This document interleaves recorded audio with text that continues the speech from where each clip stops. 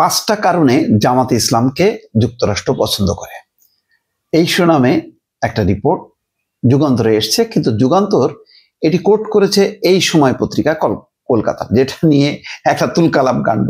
মির্জা ফখরুল বলছেন যে আমি ওই পত্রিকায় সাক্ষাৎকার দেইনি, কিন্তু ওদের কর্তৃপক্ষ কিন্তু এখনো সেই দাবির স্বীকার অস্বীকার কোনোটাই করেনি। যাই হোক, এটা হয়তো কি হয়েছে আসলে এই রহস্যটা বোঝা যাচ্ছে না। কিন্তু জামাতকে নিয়ে তারা রিপোর্ট করেছে এবং তাদের সাক্ষাৎকারের কয়েকটা পর্বে ছিল কি কারণে জামাত ইসলামকে আমেরিকা পছন্দ করে, তার কিছু কার্যকারণ দেওয়া হয়েছে। এটা সত্য যে ডাকসু এবং জাকসু নির্বাচনের পর পশ্চিমা কূটনীতিকরা ঘন ঘন বৈঠক করছেন জামাতের সঙ্গে। একাধিকবার মার্কিন অ্যাম্বাসেডার, ভারপ্রাপ্ত রাষ্ট্রদূত, বর্তমান রাষ্ট্রদূত, তারা দফায় দফায় এবং অন্যান্য পর্যায়ের কর্মকর্তারা দেখা যাচ্ছে যে জামাত ইসলামের নেতৃবৃন্দের সঙ্গে কথা বলছেন।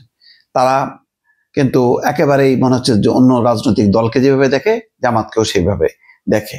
ওই আক্তার হোসেনের মতন ওই গোড়ানা যে হাত বাড়াই দিল একজন নারী কর্মকর্তার, মানে তার সাথে হাত মেলাবে না, এই টাইপের রাজনীতি সম্ভবত জামাত করে না। জামাত অনেক ফাস্ট, অনেক আধুনিক। কিন্তু তারপরেও যেহেতু নামটা বাংলাদেশ জামাত ইসলাম একটা ধর্মীয় রাজনৈতিক দল হিসেবে পরিচিত, ফলে আন্তর্জাতিক পর্যায়ে একটা গ্রহণযোগ্যতা তাদের কম, এটা সত্য। কিন্তু যুক্তরাষ্ট্র এটাকে আমলে নিচ্ছে না। তারা মনে করে যে না, একটা ধর্মীয় রাজনৈতিক দলও প্রোগ্রেসিভ হতে পারে, আধুনিক হতে পারে, যদি তাদের সাথে সেই সম্পর্কটা গড়া যায়, সেই দলটা যদি সংগঠিত হয়, তাহলে সেই দলকে দিয়ে সেই রাষ্ট্র পরিচালনা করা যায় এবং সেই স্থিতিশীল একটা রাষ্ট্রের সাথে যুক্তরাষ্ট্র সম্পর্ক গড়ে তুলতে পারে, এরকম একটা দৃষ্টিভঙ্গি আছে। ভারত যদিও একেবারে এই জামাতের প্রতি এত বেশি ছিল, এই যে বলা হয় যুদ্ধ ট্রাইব্যুনাল, এই যে যুদ্ধাপরাধ ট্রাইব্যুনাল দিয়ে জামাতের নেতাদের ফাঁসির নেপথ্যে আসল মদত হচ্ছে ভারতের। ভারত এই কাণ্ডটা ঘটিয়েছে আওয়ামী লীগকে দিয়ে। এখন ভারতও মূল্য, আওয়ামী লীগও মূল্য। যা কি কারণে? 5টা কারণ। একটা কারণ, তাদের নেতারা উচ্চশিক্ষিত, বাণিজ্যিকভাবে অত্যন্ত সফল। কথাটা কি মিথ্যা? সত্য। 2, তাদের আচরণ খুব ভদ্র, সভ্য, কথা বলা যায় তাদের সঙ্গে, ম্যানার্স খুবই ভালো। এটা কি মিথ্যা নাকি সত্য? আপনারা বিচার করেন। আমি আর বললাম না, বেশি বললে আবার দেখা যাবে যে বিএনপির লোকজন আমারে বলবে আবার জামাত, আর জামাতের লোকজন আমারে বলে বিএনপির দোষর। মহা বিপদে আছি ভাই সাংবাদিকতা স্বাধীনভাবে করতে গেলে।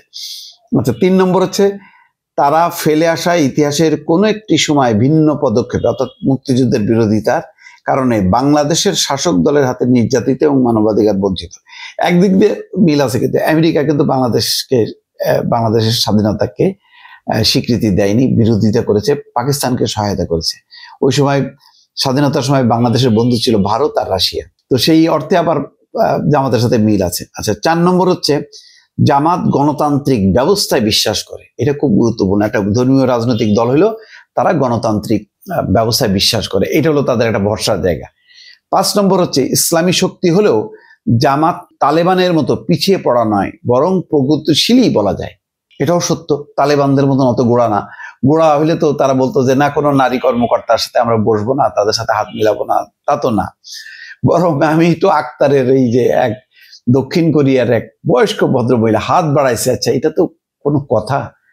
তোমার মায়ের বয়সী একটা মহিলা সে হাত বাড়াইছে, তুমি হাত মেলাবা না? এটা তো আন্তর্জাতিক রীতিনীতি। আন্তর্জাতিক রীতিনীতির বাইরে যে শুধু নারীর বলে লিঙ্গ বৈষম্য দিয়ে এ করলা না, এই হলো আধুনিক চিন্তা চেতনা।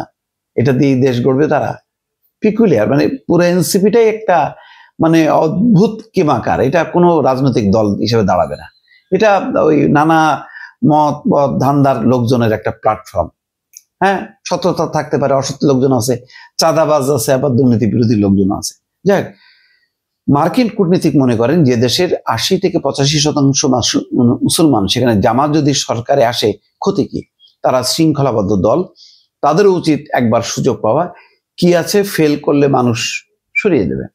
অর্থাৎ গণতান্ত্রিক ব্যবস্থা যদি হয়, তারা যদি ফেল করে তাহলে মানুষ ভোট দিয়ে করবে। আর যদি গণতান্ত্রিক ব্যবস্থার বাইরে যায়, তখন তারা চাপের মধ্যে পড়বে, আন্তর্জাতিক চাপ, দেশীয় চাপ। সুতরাং জামাতকে কেন সুযোগ দেওয়া হবে না? কেন তারা নির্বাচন করে ক্ষমতায় আসতে পারবে না? আসলে একেবারে মহাভারত অশুদ্ধ হয়ে যাবে, এই দৃষ্টিভঙ্গি কেন? অনেক দিক দিয়ে একটা ফেভারেবল কন্ডিশনে আছে, বোঝা যায় জামাত আমেরিকা দৃষ্টিতে। যদি এই সময় পত্রিকার রিপোর্টটা সত্য হয়, তাহলে বোঝা যায় যে পশ্চিমারা জামাতকে নিয়ে চিন্তা ভাবনা করছে। দর্শক।